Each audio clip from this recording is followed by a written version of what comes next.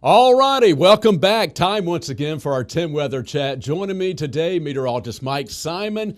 And Mike, we got a lot to get to. We're going to talk about, as everybody knows, the lack of rain, how dry it's been, how warm it's been. But the good news, we're going to talk about that, but we got good prospects for rain and even some cooler temperatures. I mean, there's just a little bit going on around the country, right? Yeah, I'm looking forward to cooler temperatures, actually. Yeah. For a little while. Absolutely. Well, you know how it goes in East Tennessee. Oh, yeah. We've talked about our little winters and da-da-da. We'll talk about that coming up. But it's been so warm and dry. Record warmth for number of 80-degree days in April. For March and April, record warmth so far this time in spring. And so, a lot of folks may be thinking, I wonder if that's going to flip around at any point in time. I thought about it, but some people think, oh, boy, look out for the summer if it's like this. Yeah, exactly. Well, people have been talking about that. Yeah, it just kind of as a preview, people think, wait, if it's this warm this early, does that mean we're in for a hot summer? Well, no, it doesn't necessarily, but, and this will segue into what we're talking about, we need our rain. Oh, yeah. Especially in spring and particularly the month of May. And we've done, Cassie's done stories with TVA, and they've been talking about, the lake levels and how dry it's been. So all that to say, we need rain. So let's get right into it. We're going to talk with kind of where we've been first, and let's open up with the drought monitor. So, Mike, as we take a look at this, the latest doesn't look good. No, it doesn't. This shows how dry we are, how dry we've been. And again, a drought is not just a matter of days and even weeks. It's a matter of months. It takes a while to get. We've been very dry, basically going back to last fall in 2025. So, Mike, here's the latest. And we've had a deficit this year each month. Each month we've had a deficit. Yep. That's a great point.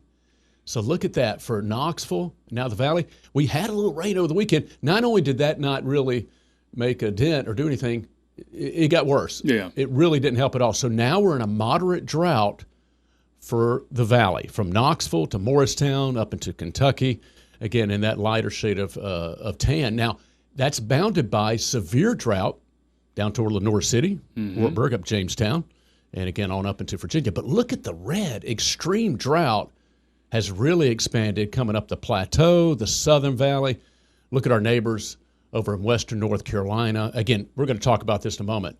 Not only do we need rain in East Tennessee, but it's widespread. It's regional drought conditions. And this is a time of year it's necessary for the growers. You know, it could be dry late in the summer.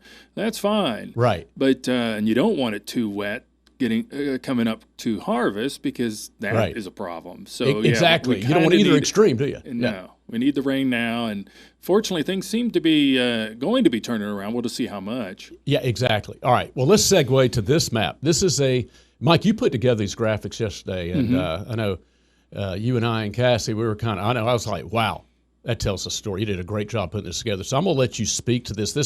We've got two graphics.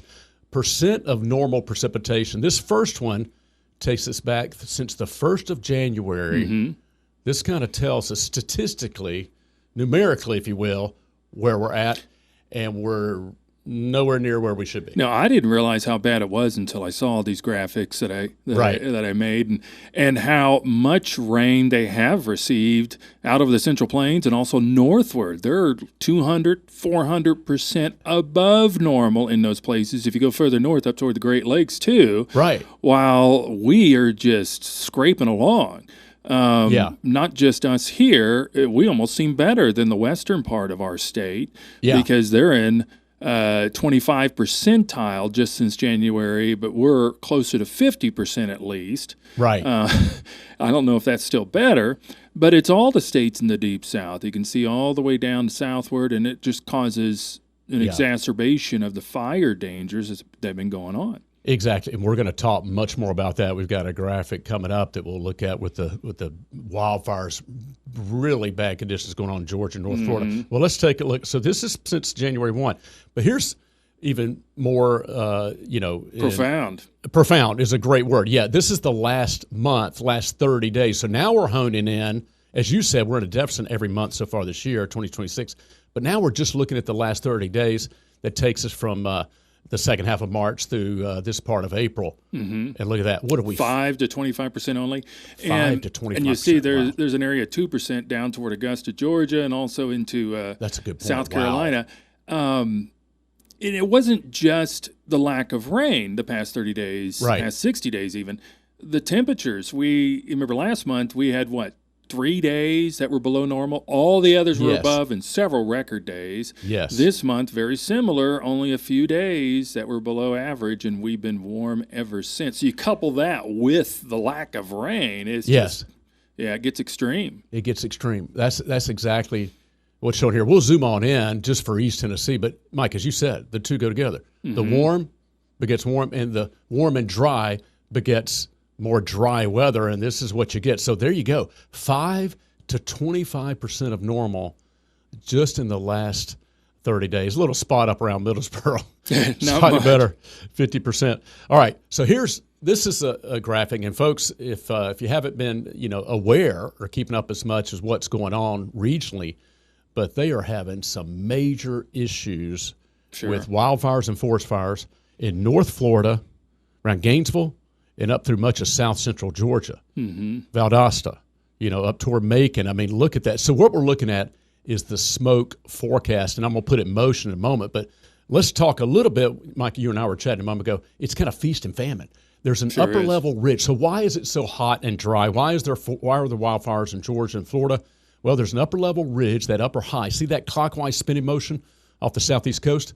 That's keeping things very dry and very warm beneath it. That upper high has basically been a semi-permanent feature. It has. It backs off every once in a while, but it builds back in. It builds back in. Exactly.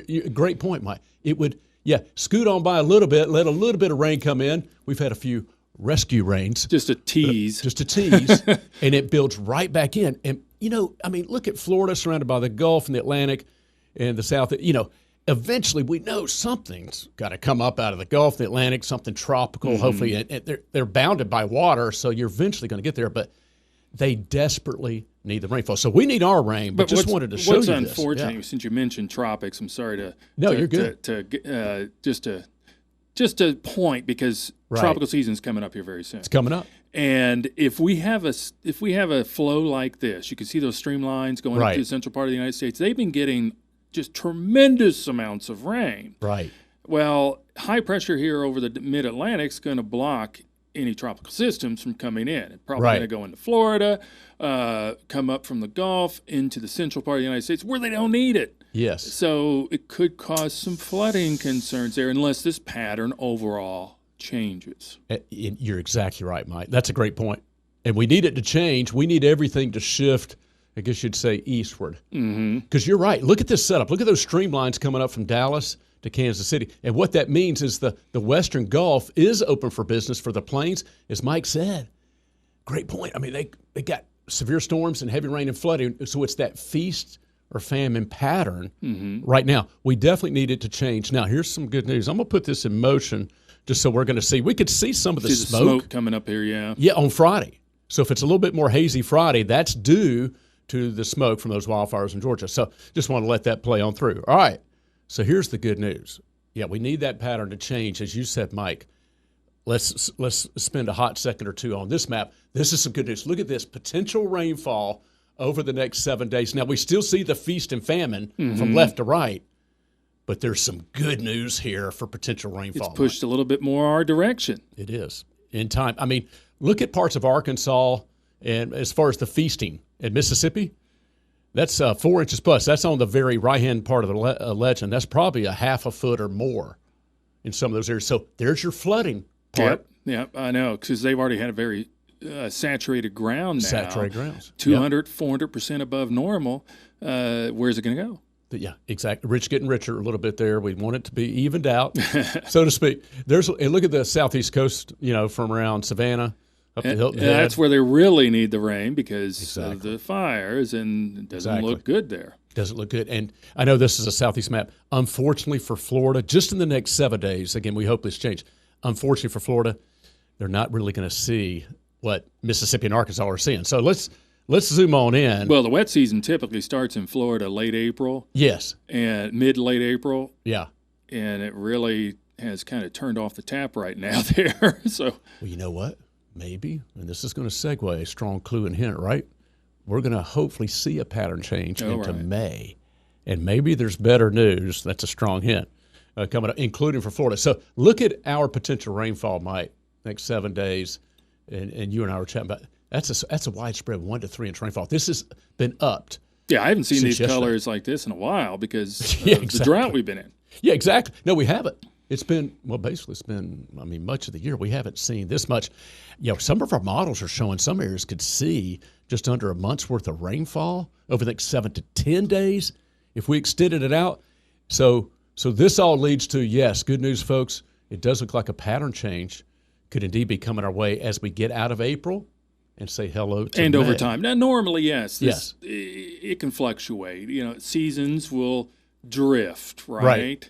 And typically in April, we have a lot of showers, a lot of gray days and stuff like that, cooler temperatures because of it. Exactly.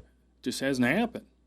Maybe it's going to be shifting into May there. Hasn't happened yet. Yeah. That's the key. A lot of times, we're just like you at home, folks. We're meteorologists. We're looking at a lot of data, but we're just like you in a lot of ways in the sense of, man, we need the rain. When's it going to change? And we have to chuckle a little bit when we look at the long-range models, and we're going to segue to that.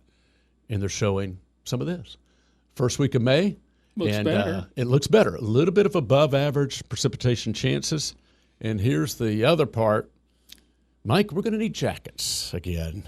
By early May, we could be talking about blackberry winter. People will be like, "What's going on? It's been so warm." I tell you, this is why we're a little giddy a little bit, because not only a change to our pattern with better chances for rain the next couple of weeks, but cooler weather. And it is a little bit hilarious because you don't have to be a meteorologist to look at a lot of maps. You almost know what's coming. If you've been one way, it just seems like a long time. Now, we don't know necessarily. A lot of times it's a matter of not when, not if, but when. How long are you going to be in that pattern? So sometimes, you may not know that, but eventually you got to know that it's going to change. Well, isn't the first law areas higher concentration move to areas of lower concentration, trying to even it out, right? And that's just what happens. The globe's trying to even out the heat exchange. That's right. That is not the same all the time. That's right. Law of equilibrium, trying to balance out the heat and the cool. And you know what? This is so that's some good looking signs there for the first week of May. And here's some, if we had to put numbers to it right now. So there we go. We got a warm Friday, seasonal temperatures as we get into Saturday. We've got those higher rain chances coming up. Matter of fact, Saturday and again into early next week. But look at those temperatures. The average high 74. We're looking at highs in the 60s. Friday, May 1st.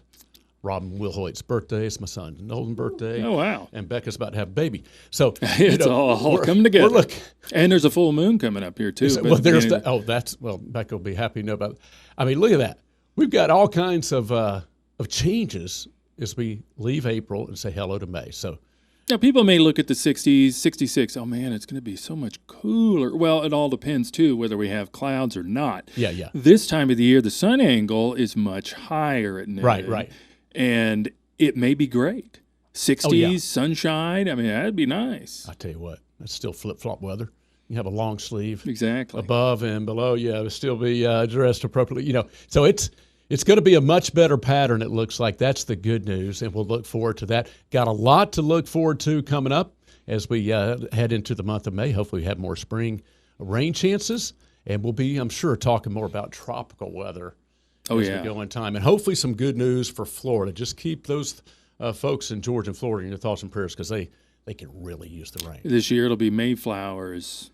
May showers bring June flowers. June flowers, that's right. I hope they don't bring those June bugs. No. Those things can be kind of flying over, getting your face and your ears. Anyway, all right. Hey, we're having a good time today. Thank you for joining us, folks, and we'll see you again and down the road for another edition of this 10 Weather Chat.